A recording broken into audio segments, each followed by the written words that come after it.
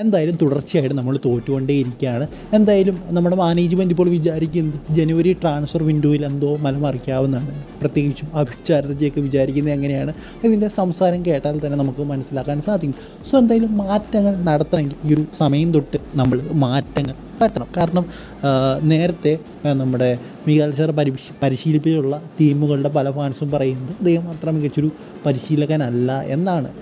കാരണം അവിടുത്തെ ക്ലബ്ബിൽ നിന്നൊക്കെ അദ്ദേഹത്തെ സാക്കിയതൊരു കോച്ചാണ്. പ്രീവിയസ് ഇയർ റെക്കോർഡും ഭയങ്കര മോശമാണ്. എല്ലാ തരത്തിലും അദ്ദേഹത്തിൻ്റെ റെക്കോർഡെന്ന് പറയുന്നത് ഭയങ്കര മോശമാണ്. സോ അങ്ങനെ ഒരു കോച്ചിനെയാണ് നമ്മൾ സ്റ്റിൽ ഇത്രയും കളി 11 കളിയിൽ നിന്ന് 11 പോയിൻ്റേ ഉള്ളൂ. സോ ആ ഒരു കോച്ചിനെ നമ്മൾ സ്റ്റിൽ നിലനിർത്തുന്നു. ഇത്രയും ഫാൻസുള്ള ക്ലബ്ബ് ISL ഓടുന്നത് തന്നെ കേരള ബ്ലാസ്റ്റേഴ്സ് ഉള്ളതുകൊണ്ടാണ്. ഇത് എത്രാമത്തെ വട്ടമാണെന്ന് പറയുന്നത് എനിക്കറിയില്ല. സോ ഒരു സീസണിൽ 2 കപ്പെങ്കിലും നമ്മൾ അടിക്കണം. മീൻസ് 4 കപ്പുണ്ട്. ഒരു സീസണിൽ 4 കപ്പാണുള്ളത്.